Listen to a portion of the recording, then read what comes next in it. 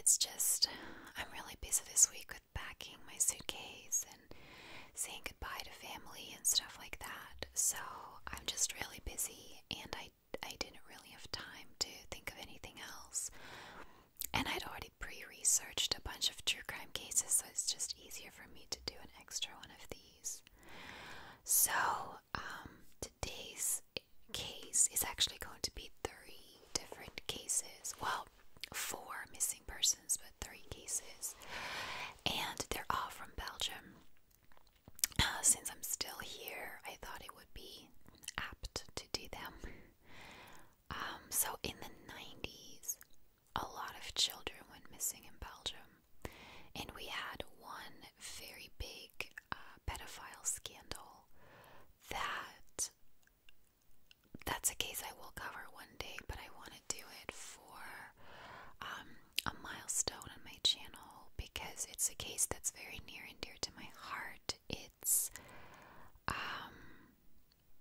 a very big case, and I'm just not ready to do it yet. But these were all cases that happened around the same time but are surprisingly unrelated.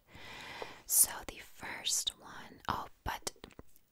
so they're all 3 very, very famous cases in Belgium. We hear about them all the time. You know, they're still regularly in the news, but there's very little information about them, which is why I'm doing all 3, because they're all pretty short. So the first case is about Nathalie Geijsbreghts. She disappeared on February 26th, 1991, when she was 10 years old. She was walking from her home to her school bus stop around 7:30 a.m. when several witnesses saw a car pull up beside her. It's not clear whether she was talked into the car or whether she was dragged into the car, but she was kidnapped anyway. So they did several large-scale searches and they never found her.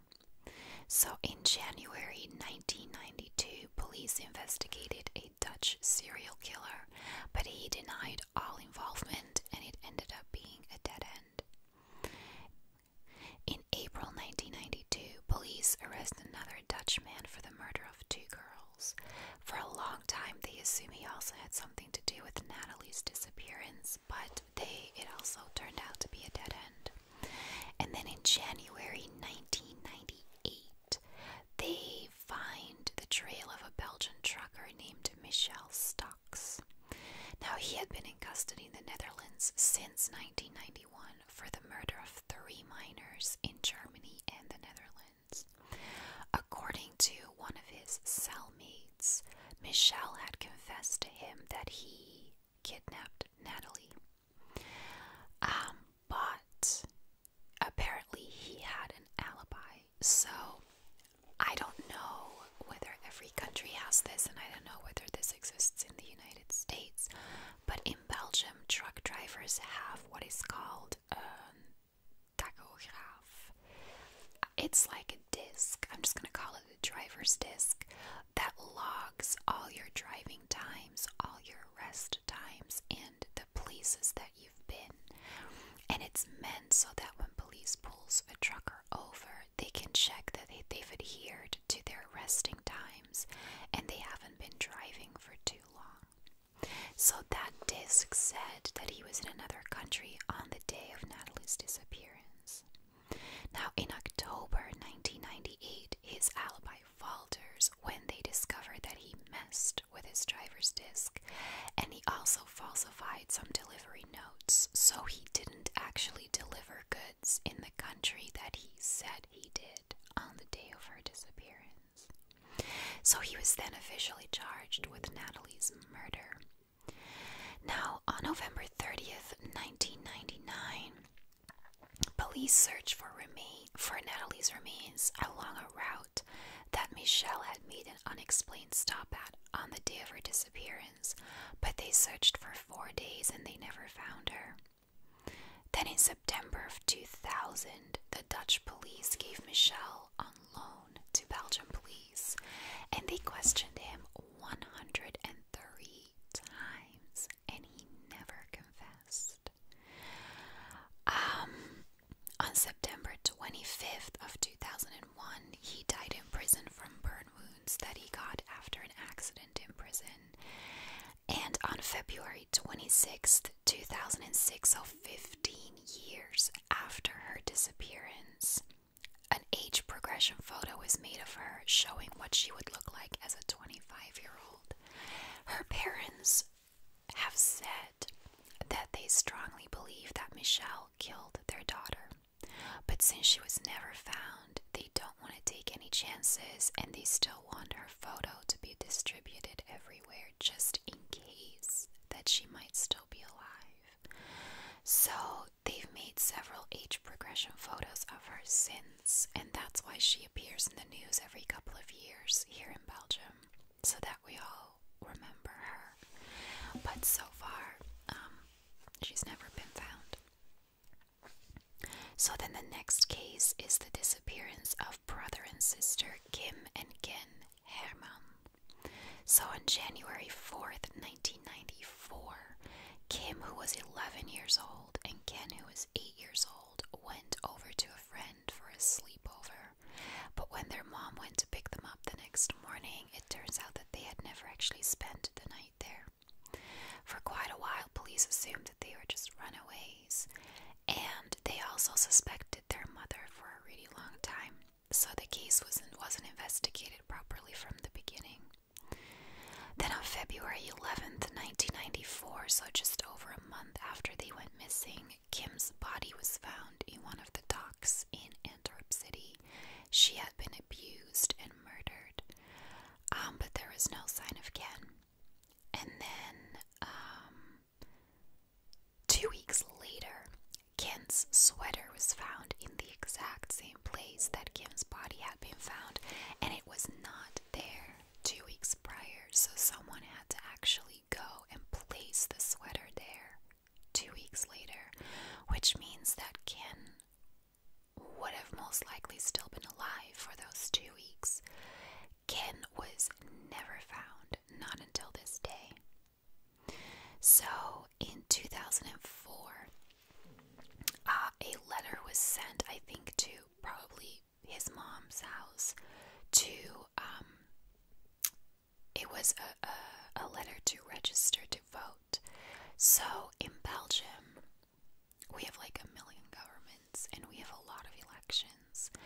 And in Belgium, voting is not an option, it's an obligation. If you don't vote, you get a fine. Even for me, who is always a Belgian living abroad, I'm still obligated to vote. Now, I don't bother voting in like local elections. I don't think they really care too much if I do or don't, but I do vote for the government, the federal elections. So that was the year that he turned 19 that year, but it was the first election that took place since he was 18, so he was obligated to vote, and somehow in the registry, they didn't mark him as missing, so they called him up to vote, which made his mother decide in 2007 to start the process of having him declared officially dead. She paused it for a while because she still had hope that he might be alive, but on March 10th, 2014, he was then officially declared dead.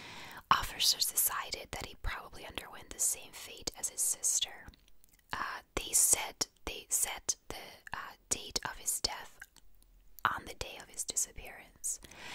Now, what I found interesting is that I read several articles that said that his family, or their family, always had very strong beliefs as to who did this and made a lot of accusations, but police never did anything with it. But I couldn't find who that person was, and then I saw an interview with their mother, and she didn't talk about a specific person. She strongly believes that Ken was taken into a pedophile network. So in 1998, a large child pornography network was exposed in the Netherlands, and when a TV show in the Netherlands showed a photo of a child that they had discovered on the internet, she was convinced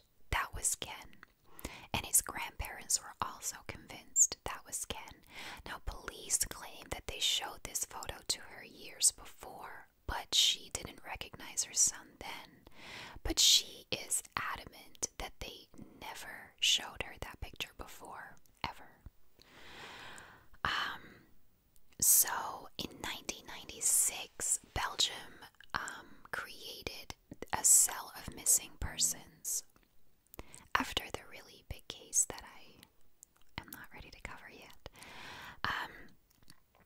And they started getting involved in all missing persons cases, not just children, also adults.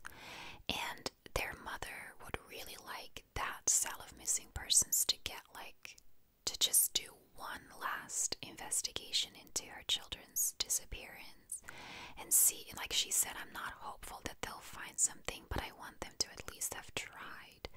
But they never took on this investigation, I'm guessing because it happened before they existed.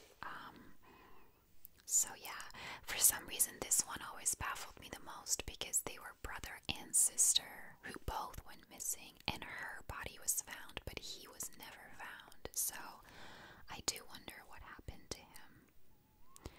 And then the third case that I want to talk about is Vanden. This is probably the most famous case in Belgium. His picture is always just everywhere. So on May 3rd, 1996, Liam, who was 2 years old, was playing at his grandmother's house with his brother and his cousin, and his aunt was also there supervising the children. So when his aunt couldn't find Liam anywhere, she at first assumed that her mother, so Liam's grandmother, had taken him with her. She was going to the bank, and she assumed that she had taken Liam with her. So when she called her and she said that she didn't have Liam, the aunt immediately panicked and started looking for him. And when she wanted to leave the house, she found that the door was slightly ajar, which was normally never the case. To this day, they don't know whether Liam opened the door, whether someone left the door open by accident, or whether the door was forced open by someone from the outside. Now, I think that if someone forces a door open, they always know that. You know how they're always talking about there are no signs of forced entry? I think it's obvious when someone forces a door open, so I think that it either has to be that Liam opened the door or that someone left the door open by accident. His cousin said that he saw a bearded man, which he also declared to the police. However, they didn't really take him seriously because he was a very young child, and they easily confuse reality with fantasy.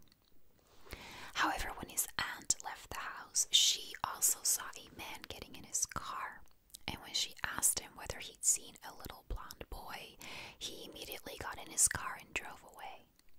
She managed to remember 3 numbers of the license plate, and they tried to retrieve the rest from her memory by doing hypnosis, but that never worked out.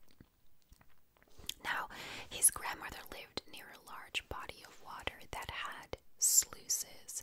I am not sure that this is the correct word. It's one of those English words that I don't know. So I Google translated it. In Dutch it's called sluis, and the translation came up with sluice. It's like the big water doors that you open to level out, to like raise or drop the water level so that boats can get through. So the water had sluices, and the sluice guards who were working there all day said that they had never seen a blonde boy. So immediately investigators assumed that he had gone into the water, and after a few hours of searching, they declared him drowned, which enraged his mother because it was only a few hours and they just declared him drowned. However, the law states that to declare someone drowned, you must find a body. And since they never found a body, they had to reopen the investigation, and they investigated other possibilities. 2 witnesses also saw a person walk past with a child on her hand, but they later retracted this statement, and since they refused to testify, they couldn't use this information. His parents believe that this is the person who took their child. Now, I think it's very plausible that he went into the water. His mother says that this is the one theory that she completely doesn't believe, because her children were used to playing in their grandmother's house. They had been there many times. They knew not to go anywhere near the water, and they never had. But he was 2 years old. I mean, I'm sure he listens when you're there, but if he's left on his own even for 5 minutes, I think curiosity gets the best of a 2-year-old. However, people fall in the water all the time in Belgium. I don't know how that is anywhere else, but you hear that a lot here of like elderly people who stumble, or adults who are drunk, or children who are playing. Like, you'll want to get their ball out of the water. People fall in the water all the time, and they're always found, whether dead or alive. And they dredged the water. They used divers, and the sluices were closed at that moment, so he couldn't have drifted off somewhere. I believe that if he had fallen in the water, that they would have found his body. His parents strongly believe that this person that they saw with a child is the one who took their child. However, you see people with children on their hands all the time. I don't think that that means anything. But they believe that someone who really wanted a child took theirs, not to harm him, but just to love him. That he is being raised by this person, and that one day he'll show up at their door, curious about his past. I think that's a really beautiful thing to believe. I think if you're a parent, that's what you want to believe. I don't know if that's true. I sincerely hope for him that it is. But it is, best case scenario, you know. Also, this person would have had to go abroad with him, because everyone in Belgium knew this kid's face. And age progression photos are still being made of him today, like 22 years later. And he's still in the news frequently, and if it was someone who wanted to raise him, he'd eventually have to go to school, and people in Belgium would know who he was, so they'd have to have moved abroad. Shortly before he disappeared is when the cell of missing persons was started up, and this is the only case that they were never able to solve. That baffles me. Since his disappearance, every person that has disappeared in Belgium has been found, whether dead or alive again, but the cell of missing persons has been able to solve every disappearance since 1996, except for this 2-year-old. And the leader of this cell says that it eats him every day, and that he still talks to the father a lot. And that's why they keep his photo in the news, because he would love to be able to solve this case, but they all know at this stage that they probably never will. So that was it. 3 cases from Belgium.